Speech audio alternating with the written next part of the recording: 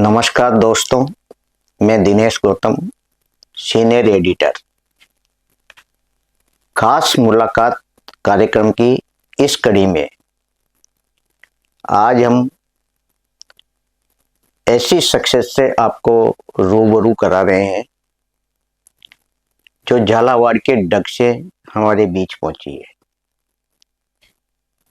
मात्र 17 साल की उम्र है, लेकिन देश के नामी कवियों के साथ मंच साझा किया है। ऐसी शख्सियत है खुशी सोनी। खुशी सोनी जी से इनके साहित्य सृजन के बारे में हम जानेंगे, साथ ही इनकी जो अभिरुचि किन किन में है इसके बारे में भी चर्चा करेंगे। आइए बात करते हैं खुशी सोनी जी से।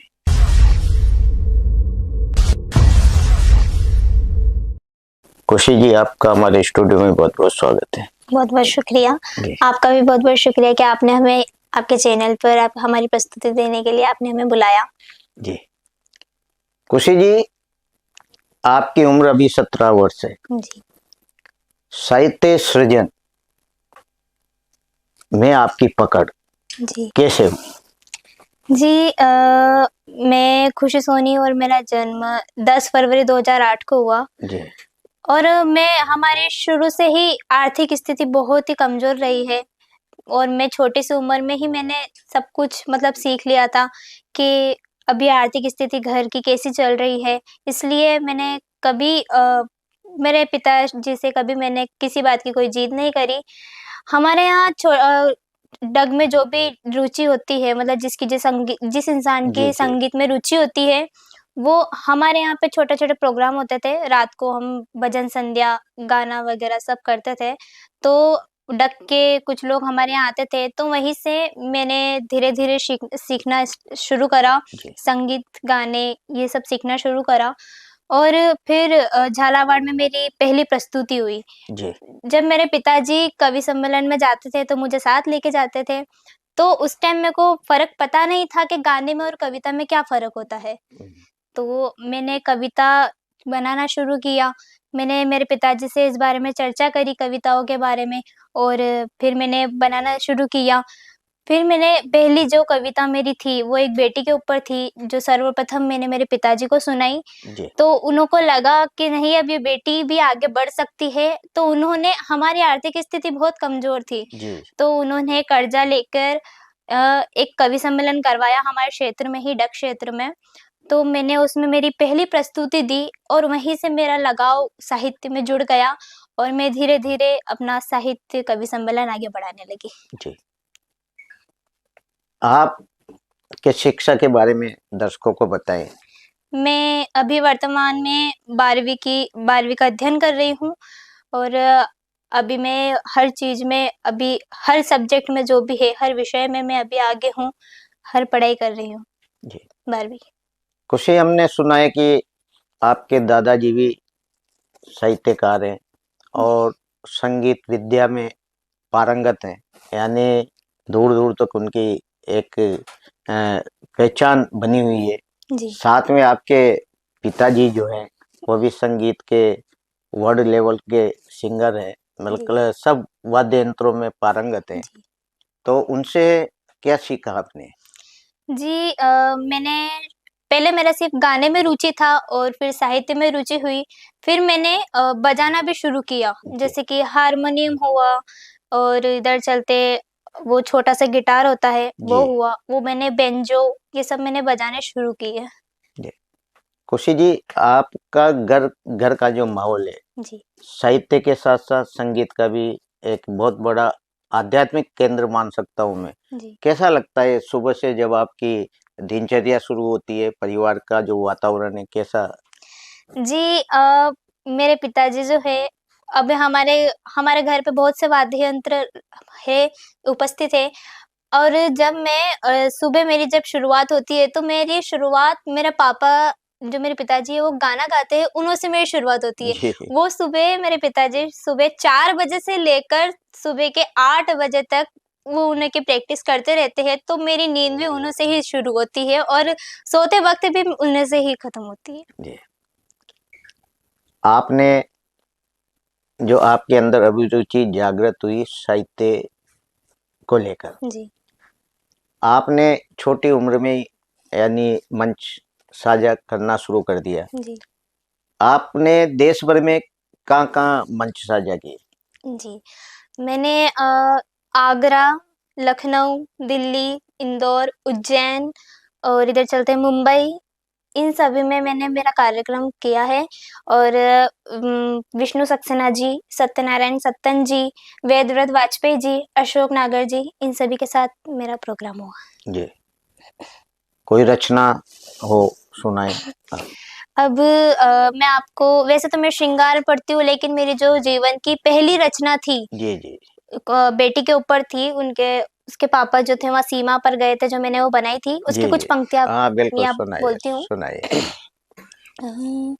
कोई दीजो हाँ कोई दीजो सीमा पे संदेश मारा, पापा ने संदेश मारा, बापू ने संदेश, थारी बेटी रोवे रे दूर देश, आख्या झर झर आंसू बरसे, आख्या दर दर आंसू बरसे, मारो हिबड़ो मिलन ने तरसे, क्यों नहीं आया रे ओ पापा, क्यों नहीं आया रे बता दो, क्यों नहीं आया रे, राखी दिवाली बीती आई रंग होली रे, आज तलक नी सुनी थारी मीठी बोली रे, फोन करूं नी लागे तो भेजो बेरन चिट्ठिया रे, जी याद में रोवे ओ पापा, थारी छोटी छोटी बिटिया रे, कौन लाड करेला मारा, कौन लाड करेला मारा, सूख्या आखरा सुई सारा, क्यों नहीं आया रे ओ पापा, क्यों नहीं आया रे बता दो, क्यों नहीं आया रे।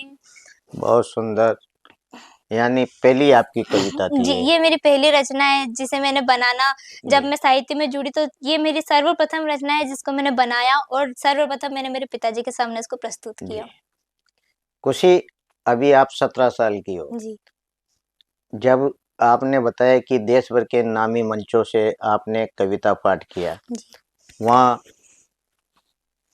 बड़े-बड़े कवि जिनका नाम दुनिया में जाना जाता है, उनके बीच में आप जब बैठती हो तो कैसा लगता था आपको? एक मन में अलग ही प्रसन्नता जागती थी। जी, उन सबके साथ मेरे पिताजी उनके साथ मंच साझा करते थे और फिर मैं नहीं करती थी क्योंकि उस वक़्त मैं साहित्य में जुड़ी भी नहीं थी। जी, फिर जी, मैंने बत जैसा कि आपको बताया मेरे पिताजी ने कर्ज़ लेकर एक कार्यक्रम करवाया स्पेशल मेरे लिए। जी, जी, तो फिर उसकी रिकॉर्डिंग यूट्यूब पर रखी गई। तो फिर वहाँ से मेरे को फ़ोन आने लगे।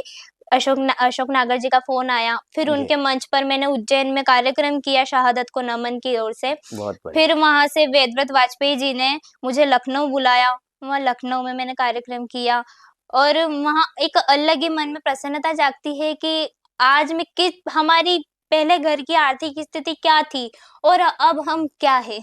झलक खुशी, प्रतिभा किसी की मोहताज नहीं होती। जी, नहीं होती। यानी अमीर, गरीब ये नहीं देखा जाता। जी, आपकी जब योग्यता जब मंच से सराही गई तो आज पूरा देश आपको जानने लग गया। जी, तो ये तो बहुत बढ़िया, आपके परिवार से जो संस्कार मिले आपको, वही आपको आगे तक ले जा रहे हैं। जी। आपने बड़े मंचों से कौन-सी रचना आपने पढ़ी? श्रृंगार लिखती हैं आप? जी, श्रृंगार लिखती तो हूँ। श्रृंगार पे कोई रचनाओं सुनाएँ? जी, श्रृंगार पे आपको कुछ पंक्तियाँ सुनाती हूँ मैं जी, श्रृंगार की। हुँ।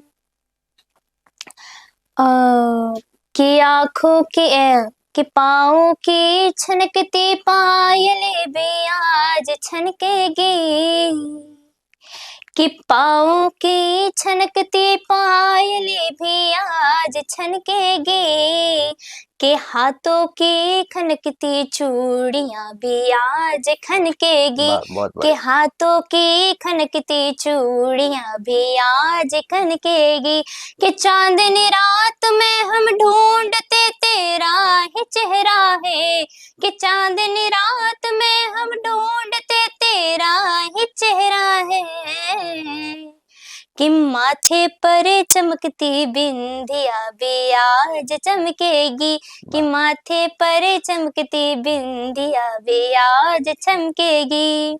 एक और सुनाती हूँ हाँ सुनाए।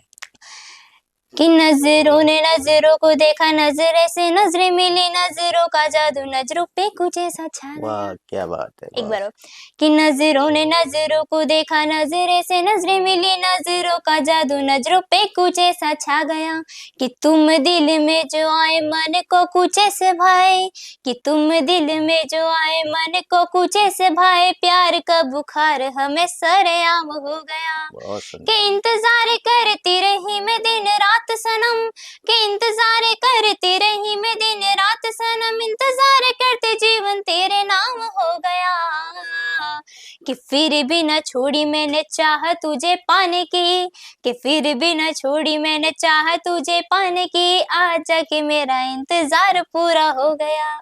बहुत सुंदर श्रृंगार आपने खुशी जी पढ़ा। किन किन विधाओं में आप लिखती हैं वैसे? श्रृंगार मैं तो आपका प्रिय श्रृंगार प्रिय है। जी वीर में लिखती हूँ, भ्रूण हत्या पे वीर पर। जी जी। जब आपने प्रथम बार बड़े मंचों की तरफ आप गई, जी, तो कौन आपका प्रेरणा स्रोत थे वैसे? प्रेरणा स्रोत तो मेरे पिताजी ही शुरू से मेरे प्रेरणा स्रोत रहे, उनके ही सानिध्य में मैं आज इस स्थान पर हूँ। जी। इसके साथ साथ आपका संगीत में भी रुचि है। जी। क्या क्या बजाती हैं और क्या क्या गाती हैं आप? जी, जैसे मैंने बताया कि हमारे डग क्षेत्र में मेरे पिताजी मेरे हमारे घर पर छोटे-छोटे कार्यक्रम करते थे। जी जैसे भजन संध्या हुई, गानों का हुआ, तो वहीं से मैंने संगीत भी सीखना शुरू किया। तो मैंने सर्वप्रथम तो गाने सीखे, उसके बाद साहित्य, उसके बाद फिर मैंने बजाना भी शुरू किया, जिसमें मैं हारमोनियम, बैंजो और गिटार ये सब बजाती हूँ। जी। परिवार पूरा आध्यात्मिक जी, और साहित्य में आपकी अभिरुचि, इसके अलावा पढ़ाई का बोझ जी। कैसे कर पाती हैं ये सब आप? जी, पढ़ाई का बोझ तो है, वो तो मानते हैं, परंतु मैं संगीत को कभी अपना बोझ नहीं मानती, क्योंकि संगीत हमारे रगों-रगों में बसा हुआ है और संगीत किधर से भी निकल सकता है। जी। संगीत तो मन में बसा हुआ है बस।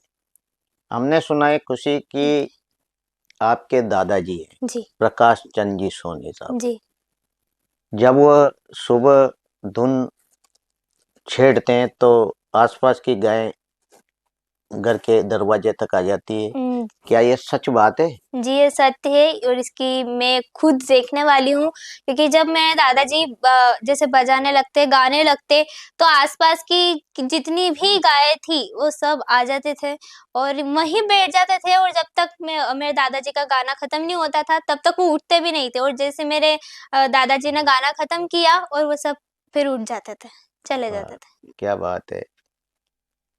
ऐसी प्रतिभाएं आप, ऐसे घर में आपने जन्म लिया जी, जहाँ दादाजी 100% दृष्टिहीन, जी, उसके बाद भी आप सबको सही रास्ता देना और गरीब स्थिति से ऊपर उठना, जी, क्योंकि गरीबी जी है आपने, जी। तो गरीबी गरीबी को आप अच्छी तरह जान भी सकते हैं, लेकिन हुँ, जब प्रतिभा आगे बढ़ती है हुँ। तो कैसा लगता है आप?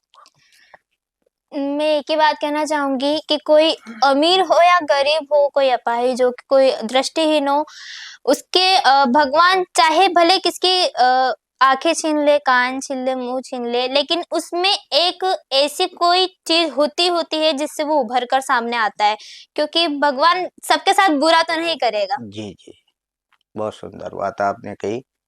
और कोई रचना हो सुनाए आप हमारे दर्शकों जी। को। मैं एक भ्रूण हत्या की है एक कविता जो कि मैंने मेरे दिल से निकली थी, जो जी। मैंने बनाई है, बहुत बढ़िया। तो मैं आपके सामने सुनाती हूँ। बिल्कुल सुनाइए। हे मेरे माता पिता, गर्भ में क्यों चुन दी चिता, मुझको ये बतलाओ। मैं तुम्हारी बेटी हूँ, मैं तुम्हारी लाडली, मैं हूँ तुम्हारी जान, मैं हूँ तुम्हारी जान। वो जब बच्ची जो है भ्रूण हत्या के जो वो पेट में रहती है, तो उसके जी। मन से क्या आवाज निकलती है वो बोलती हूँ।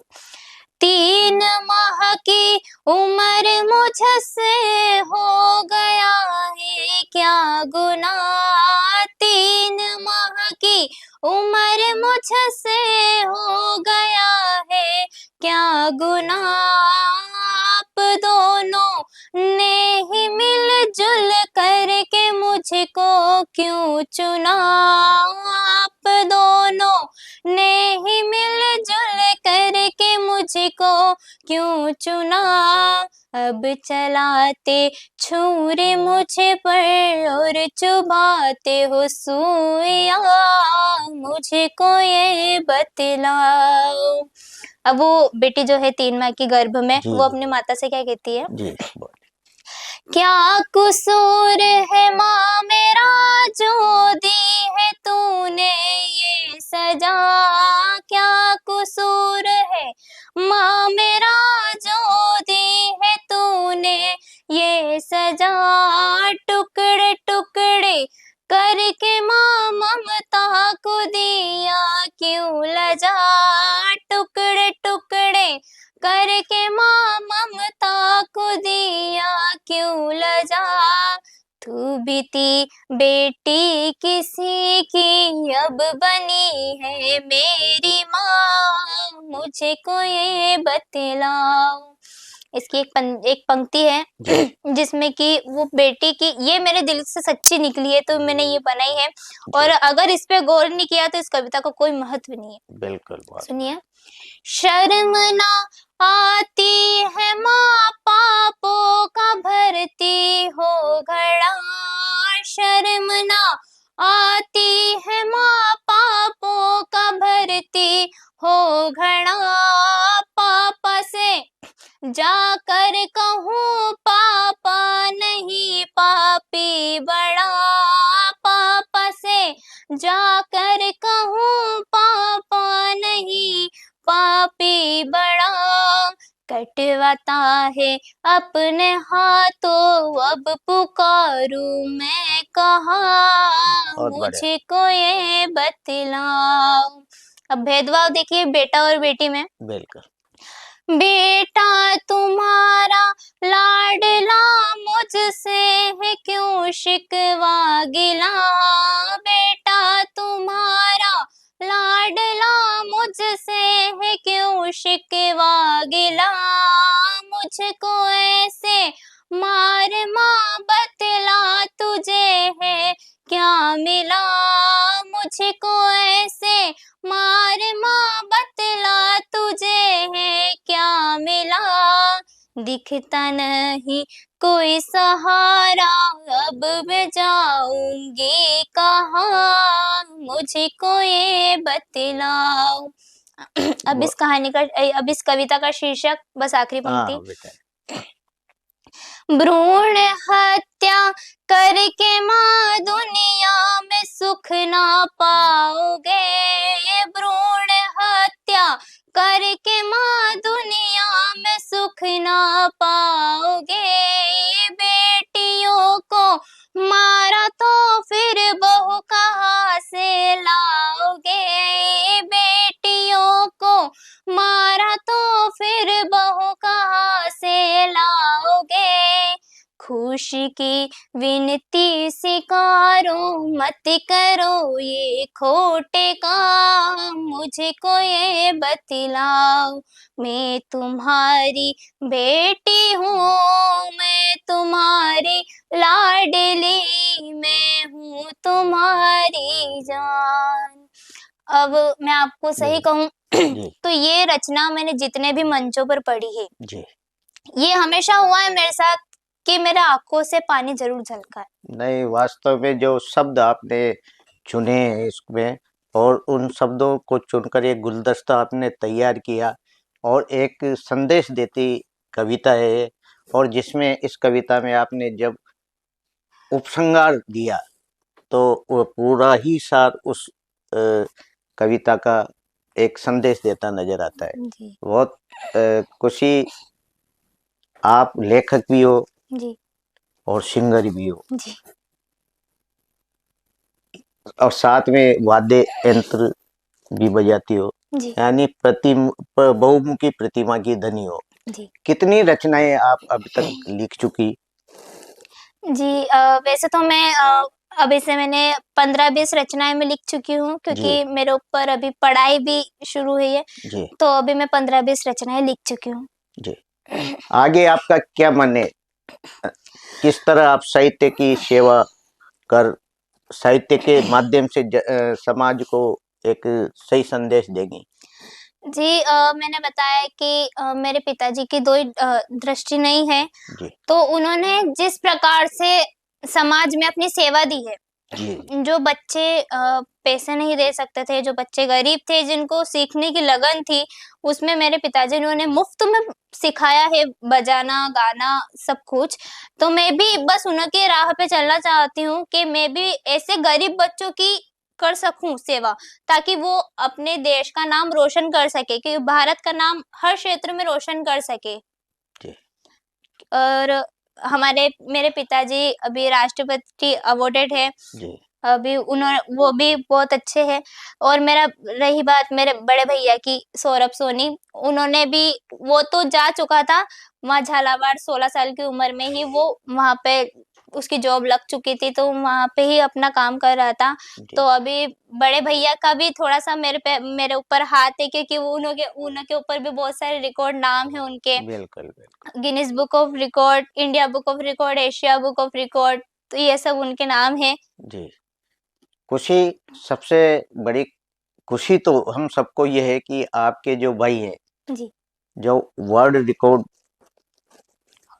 जिन्होंने अपने नाम किया है, जी, वह है सौरभ सोनी जी, जी, जो संगीत में पारंगत तो है ही, हुँ, वाद्य यंत्र बजाने में तो पारंगत है ही, जी, साथ में उस साहित्य की सेवा में भी लगे हुए हैं, जी, और पूरा परिवार आपका साहित्य सेवा में लगा हुआ है और समाज को एक नई प्रेरणा दे रहा है।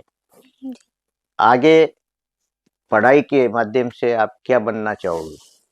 जी मैं पढ़ाई के माध्यम से मैं इसमें जानना चाहूँगी कि ताकि मैं लोगों की सेवा कर सकूँ। जी। मैं उन अमीरों की सेवा नहीं करना चाहती, मैं उन गरीबों की सेवा करना चाहती हूँ जो दर-दर भटकते हैं, और जिनके अंदर एक टैलेंट होता है परंतु वो खुल नहीं पाता है, कि गरीबी बिल्कुल। के कारण हमेशा अक्सर हम ये देख सकते हैं कि गरीब जो लोग होते हैं जिनके अंदर भी टैलेंट होता है, वो कभी नहीं खुल पाते। तो मैं उन सबको उभारना चाहती हूँ। बिल्कुल। जाते-जाते एक रचना और जी, ज़रूर। श्रृंगार की हो जो आपका मन हो वो सुना के जाए दर्शकों को। जी। एक श्रृंगार की है, मैं आप सबके सामने सुनाती हूँ। जी। रात चांदनी बन के चमकती रही, बन बनकर मैं बिजली दमकती रही। वाह! रात चांदनी बनकर चमकती रही, बन बनकर मैं बिजली दमकती रही। होठ पत्थर बने मुस्कुराए नहीं, तुम ना आए सजन, क्यों ना आए सजन, तुम ना आए सजन, क्यों ना आए सजन। धो धो कर मैं जुल्फे झटकती रही, काजल आँखों में डाल मटकती रही। धो धो कर मैं जुल्फे झटकती रही, काजल आँखों में डाल मटकती रही। तारे कोई भी अब टिमटिमाए नहीं, तुम ना आए सजन, क्यों ना आए सजन, तुम ना आए सजन, क्यों ना आए सजन। मैं आपको एक और बात कहना बस चाहूँगी आप सुन बताएँ। कि मेरे पिताजी तो दृष्टिहीन है ही, परंतु मेरी माताजी भी दृष्टिहीन है। बिल्कुल। उनको भी दोनों आँखों से नहीं दिखाई देता है, परंतु एक महिला जो सामान्य महिला है, वो जिस प्रकार अपने घर का काम करती है, जी उसी प्रकार मेरी माता भी घर का काम करती है। क्योंकि वो एक ताज्जुब वाली बात है, क्योंकि दृष्टिहीन होने के बावजूद अगर वो घर का काम कर रही है, जैसे झाड़ू, पोछा वगैरह, वो सब कर लेती है। बहुत फिर सुंदर बात। खुशी, ये माता पिता दोनों दृष्टिहीन होने के बावजूद जी, आप सब लोगों को उन्होंने बड़ा किया, पढ़ाया, दिखाया, जी, और आपके आर्थिक स्थिति को भी उन्होंने मतलब संवारा। सवार। ये कम बात नहीं है। ऐसे विरले ही पुरुष होते हैं इस दुनिया में जी, जो सब कुछ खो देने के बाद भी हिम्मत नहीं हारते। और उन्होंने आप सब परिवार के, आप सब बच्चों को हिम्मत नहीं हारने की एक प्रेरणा दी, जी, और यही प्रेरणा समाज के सामने जाएगी। इस तरह के कई परिवार है, उन्हें भी एक प्रेरणा, एक सीख मिलेगी। जी, ये थी हमारे साथ डग झालावाड़ से पधारी खुशी सोनी। मात्र 17 वर्ष की आयु है। राष्ट्रीय मंचों पर बड़े बड़े साहित्यकारों के बीच में कविता पाठ किया है, और आज इनकी कविताओं की मांग देश भर के मंचों से में मांगी जाती है। ऐसी हैं खुशी सोनी जी। आज ये हमारे बुलावे पर हमारे स्टूडियो पधारी। नमस्कार।